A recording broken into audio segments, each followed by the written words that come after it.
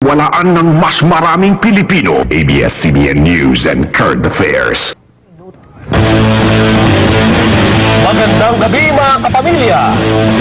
Samahan niyo kami sa aming mas pinaigting na pagbabalita. Narito na ang inaabangan ninyong bandila.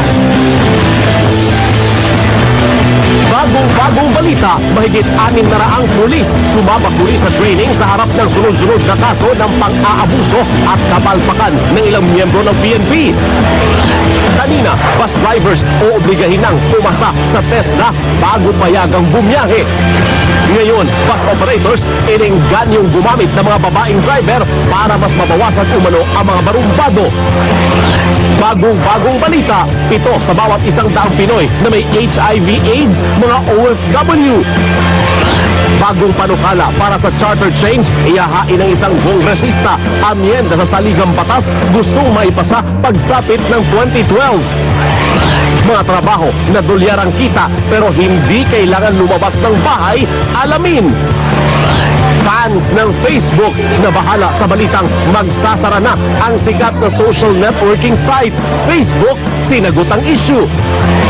At pinakamanipis na 3D TV, videocam na 3D ang kuha, computer na 4G at iba pang high-tech gadgets nagpasiklaban sa pinakamalaking consumer electronics show.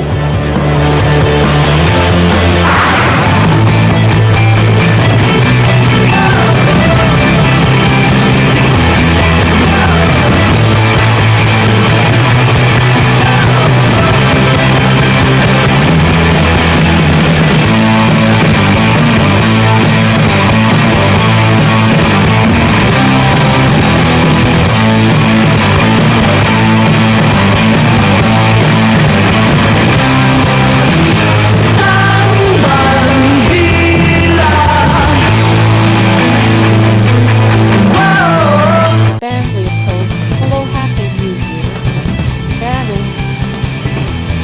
Harry is what you wait, I think.